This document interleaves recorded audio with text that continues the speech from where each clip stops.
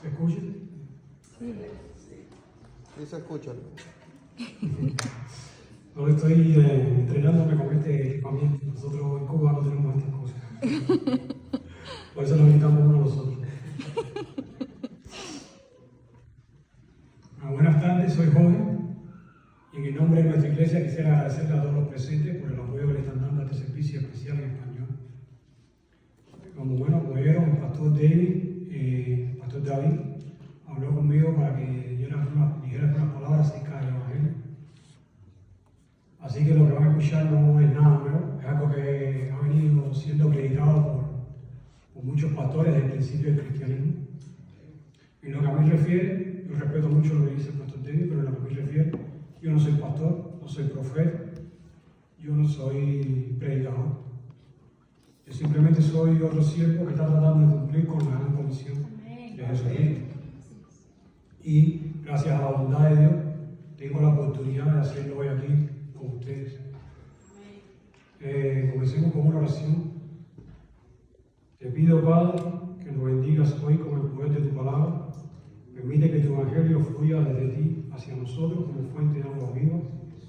Permite, Padre, que la gloria de tu evangelio llene nuestros corazones, no con excelencia de palabra ni con sabiduría humana, sino con demostración de espíritu y poder, para que nuestra fe no esté fundada en la sabiduría de los hombres, sino en todo tu poder.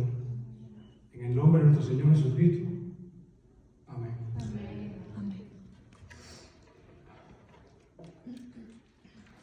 Quisiera comenzar con un pequeño testimonio, pero más que un testimonio, es más bien una confesión.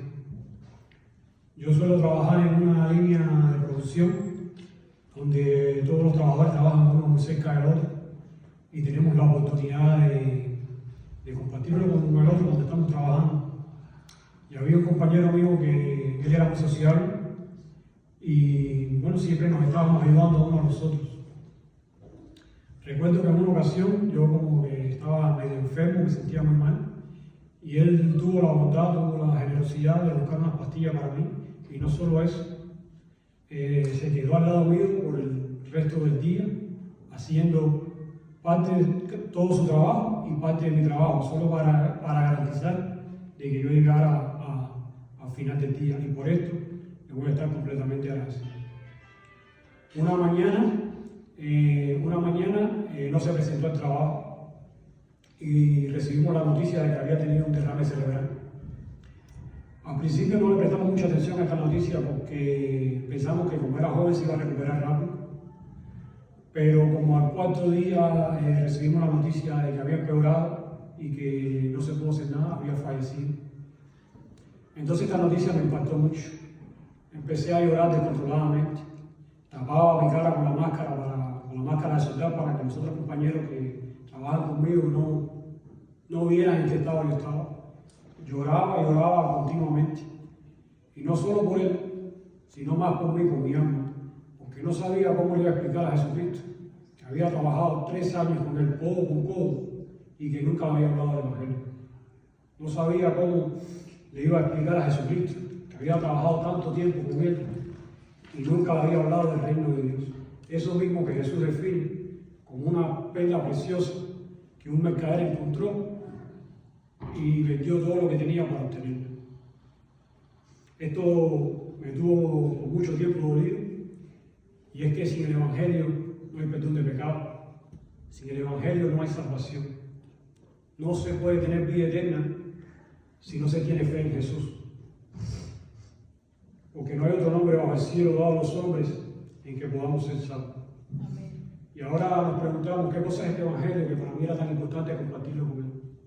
¿Por qué necesitamos ser salvos? Y lo fundamental es que tenemos que entender que todos somos pecadores y hemos sido destituidos de la gloria de Dios. Todos tomamos parte en el pecado de Adán y Eva de una forma u otra. Hay un ministerio cristiano que se dedica mucho a ir por las calles preguntándole a las personas: ¿tú crees que tú eres una buena persona? Y el 99.9 de las personas dice que sí, que son buenas personas, que al menos ellos nunca han matado a nadie. Y yo creo que el problema fundamental que tenemos es que tenemos un concepto muy pobre de lo que es pecado. Creo que una mejor pregunta, en vez de preguntar si te crees una buena persona, sería: ¿tú te crees santo? ¿Tú crees que eres santo? Porque sin santidad nadie verá al Señor. Sé santo porque yo soy santo. El Señor demanda santidad, lo que significa que para pertenecer al reino de Dios debemos ser moralmente perfectos desde el día que nacemos hasta el día de nuestra muerte. Repito eso. Significa que debemos ser moralmente perfectos desde el día en que nacemos hasta el día de nuestra muerte. Y solo uno ha podido lograr eso, y es el protagonista del Evangelio. Señores, ser bueno no es suficiente para pertenecer al reino de Dios.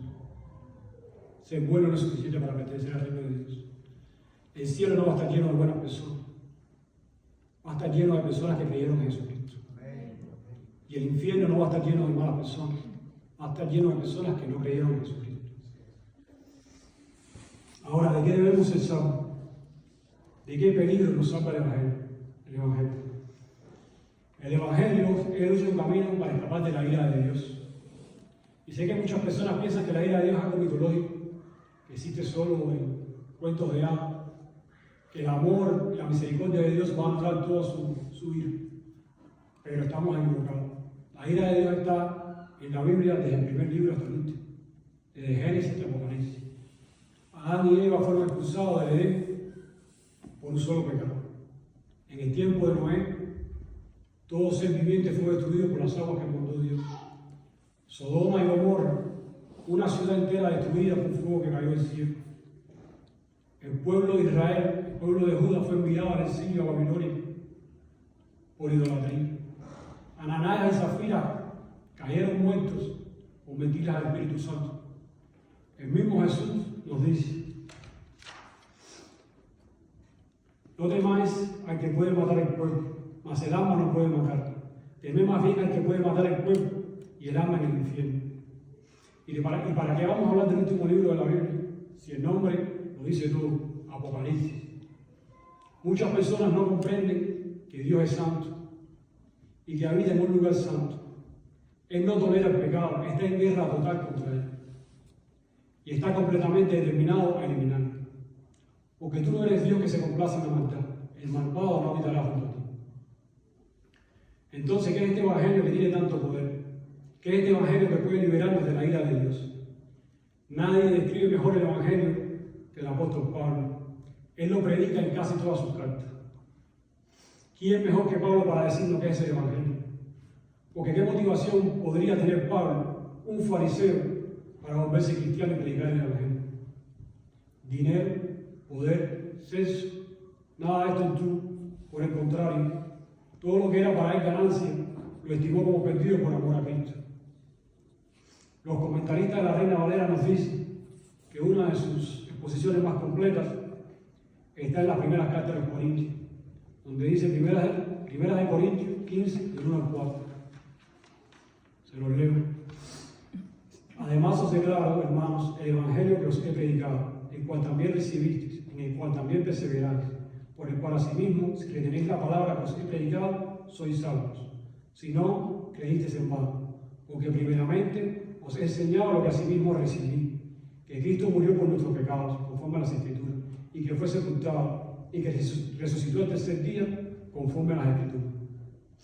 Ahora, ¿qué significa la palabra Evangelio? Creo que primero tenemos que entender qué significa la palabra Evangelio, porque esto nos va a dar una mejor comprensión de qué es lo que estamos recibiendo.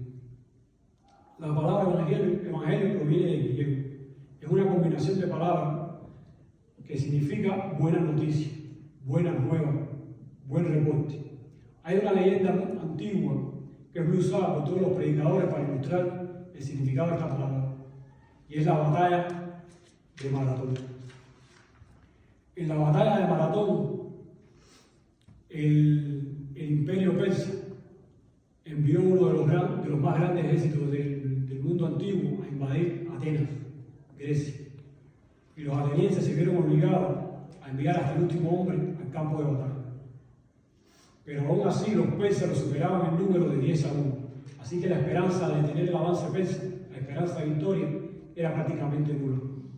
La leyenda nos dice que las mujeres, los niños y los que no podían pelear quedaron en la ciudad y que recibieron la orden de quemar la ciudad y cometer suicidio una vez que vieran el ejército persa ir sobre la ciudad. Pero sucedió lo impensable, sucedió con lo que nadie contaba. El ejército griego venció al ejército persa. Ya los persas no eran más una amenaza para los griegos.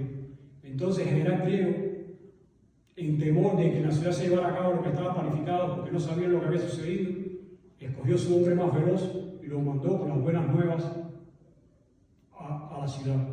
Se dice que este hombre recorrió 42 kilómetros y lo hizo tan rápido que cuando llegó solo pudo decir: vencimos, y murió. Te puedes imaginar la explosión de alegría en el pueblo griego, la explosión de júbilo, todos bailando, todos cantando. De este tipo de noticias de la que estamos hablando. Una noticia que te devuelve la vida, la esperanza, que te da paz, que te cambia la vida para siempre. Y esto es el Evangelio. Una buena noticia, un buen anuncio, la mejor noticia que toda la creación haya podido escuchar. Anuncia algo que ya pasó, algo que se hizo hace más de 2000 años atrás, algo que se hizo en nuestro favor y para nuestro beneficio, en el cual nosotros no tuvimos ninguna participación. Anuncia el cumplimiento de las promesas de Dios en Cristo. Anuncia algo que nos trae paz, esperanza, propósito, que nos cambiará la vida para siempre. Pablo también nos dice que el Evangelio pertenece a Dios, que no fue creado ni inventado por ninguno de los apóstoles. El Evangelio fue planificado por Dios, fue llevado a cabo por Dios Hijo y preservado por el Espíritu Santo. Amén. El hombre no tiene ningún derecho ni autoridad sobre él, no podemos agregarle ni quitarle. El Evangelio llega a nosotros como un regalo por la gracia de Dios y lo obtenemos por medio de la fe en Cristo, pero no nos pertenece. Mas si aún nosotros, un ángel del cielo, os anunciar otro Evangelio diferente, el que nos he anunciado sea anatema. Como antes hemos dicho, también ahora repito, si algunos predican diferente Evangelio del que habéis recibido, sea anatema. Estas son las palabras de Pablo en una de las cartas a Gálatas. Después de esto, Pablo nos habla de los dos eventos más grandes del Evangelio, la cruz y la resurrección. Esta es la cumbre no solo del Evangelio, sino de toda la Biblia. Este es el corazón del cristianismo. Pablo nos dice que Cristo, el Hijo amado, el que ha compartido la gloria con el Padre por toda la eternidad, descendió y habitó entre nosotros, viviendo una vida en perfecta obediencia al Padre, hasta su muerte en la cruz, y que en la cruz con su muerte pagó por todos nuestros pecados, los pasados, los presentes y los futuros. En la cruz nuestra deuda fue saldada y nuestra sentencia cancelada. En la cruz Él nos reconcilió con Dios. Ya no somos más enemigos de Dios. Hemos sido adoptados como sus hijos. Él es nuestro juez y nuestro salvador. Amén. Gracias a la cruz, Dios no ve más el pecado en nosotros, porque ahora nos mira a través de la justicia de Cristo. Amén. Al que no conoció pecado, por nosotros nos hizo pecado, para que nosotros fuésemos hechos justicia de Dios en Él. La justicia de Jesús se ha convertido ahora en los vestidos de bodas de que confíen en Él. Mateo 21. Ahora, el verdadero creyente puede decir con absoluta certeza que irá al paraíso, que tiene vida eterna. Esta sí es buena noticia. Amén. La cruz es lo que nos separa de todas las otras religiones, porque en las otras religiones la salvación depende de las obras del creyente. Ellos nunca sabrán si son salvos hasta que no estén delante de Dios. Ahí es donde sabrán si sus buenas obras fueron suficientes. No es así para un verdadero cristiano. No es así para un verdadero cristiano. Pues nuestra salvación no depende de nuestras obras, sino de lo que Cristo hizo por nosotros en la cruz. No es que no tengamos buenas obras, es que las obras en un cristiano es el producto de haber sido salvo. No es el medio por el cual logra su salvación. La cruz demanda arrepentimiento, un cambio radical de tu vida, un giro de 180 grados. Demanda que te niegues a ti mismo, que dejes de alejarte de Dios y empieces a caminar hacia Él. Que aprendas a amar lo que Él ama y a odiar lo que Él odia. Porque como el cuerpo sin espíritu está muerto, así también la fe sin obras está muerta. Santiago 2:26. Y como si no fuera suficiente, después de haber estado sepultado por 3 días, Dios Padre lo trajo de vuelta a la vida. En Cristo fue resucitado. Primicia de los que durmieron es hecho, porque todos en Él seremos vivificados. Amén. Con la resurrección, el Padre le anuncia a toda la creación que el sacrificio de Jesús ha sido aceptado. Que ya Moisés e Israel pueden entrar en el lugar santísimo sin necesidad de otro sacrificio. Que solo en Jesús hay salvación, porque no hay otro nombre bajo el cielo dado a los hombres en que podamos ser salvos. El próximo fin de semana es Viernes Santo.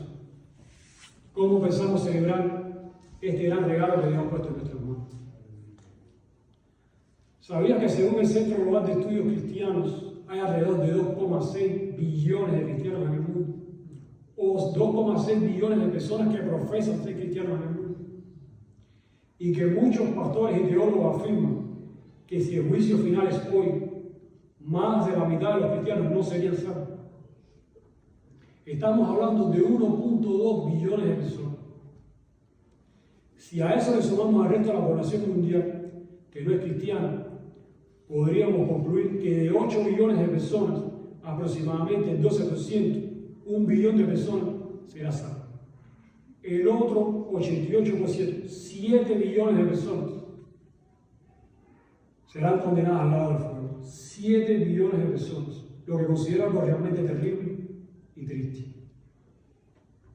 ¿Qué pensamos hacer el próximo Viernes Santo? ¿Cómo pensamos revertir esto? ¿Cómo pensamos celebrarlo? 7 billones de personas que no conocen el Evangelio. No por gusto Jesús dijo: entrad por la puerta estrecha, porque ancha es la puerta y el paso es el camino que lleva a la perdición. Y muchos son los que entran por él. Porque estrecha es la puerta y angosto el camino que lleva a la vida. Y pocos son las que la hay.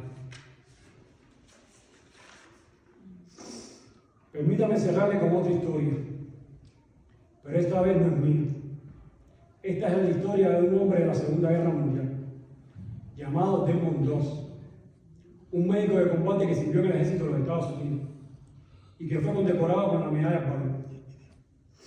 Fue el único soldado en la Segunda Guerra Mundial que se presentó voluntariamente a servir con una sola condición: que nunca portaría un arma. Él participó en una de las batallas más difíciles de la Segunda Guerra Mundial, el asalto al acantilado de madera. Un acantilado completamente vertical, con una altura de 400 pies, por lo que le apodaban Cresta de Sierra de Acero. Era un lugar de difícil acceso y contaba con una feroz resistencia del ejército japonés. El 5 de mayo de 1945, el ejército americano lanzó una gran ofensiva. Quería ganar el control de la parte superior, pero fueron sorprendidos por una contraofensiva japonesa que los forzó a retirarse. Solo un tercio de los soldados lograron regresar a la base del acantilado. La gran mayoría yacieron heridos o muertos, atrapados bajo el fuego enemigo en la parte superior del acantilado. Desmond Doss, que también estaba atrapado en la parte superior, pasó toda la noche recorriendo el acantilado de un lado a otro. Encontraba a los heridos y los llevaba al borde del acantilado. Allí los bajaba con una soga para que pudieran ser llevados al centro médico. Estuvo haciendo eso por toda la noche, incansablemente, hasta que fue herido y se vio obligado a retirarse. No antes de haber salvado más de 75 vidas. El presidente Harry Truman dijo cuando le dio la medalla: estoy orgulloso de usted, usted merece esta medalla. Yo considero esta medalla un mayor honor que ser presidente. En una entrevista le preguntaron a Doss: ¿de dónde sacaste tanta fuerza, tanto coraje para poder lograr semejante hazaña? Y él respondió: solo mantuve una oración en mi cabeza. Le decía a mi Señor: por favor, dame fuerza, permíteme salvar a uno más, solo uno más, mi Señor, solo uno más. Y este es el espíritu que desearía que tengamos este Viernes Santo, el de decirle a nuestro Señor: dame fuerzas y coraje, Señor, para poder compartir tu evangelio, Señor, a uno más, solo a uno más. Amén. Porque sin Jesús no hay salvación, porque no hay otro nombre bajo el cielo dado a los hombres en que podamos ser salvos. Amén. Cerremos con una oración. Padre, te doy gracias por esta bendición que nos has dado a través de tu Evangelio, porque aún siendo tus enemigos, Cristo murió por nosotros, para que todo aquel que se arrepienta y crea tenga vida eterna. Te pido, Padre, que nos des todo lo necesario para continuar anunciando tu Evangelio a toda la creación. Y te rogamos que no cierres la puerta de tu banca todavía, Señor. Danos más tiempo para compartir el Evangelio con uno más, mi Señor, con uno más. En el nombre de nuestro Señor Jesucristo.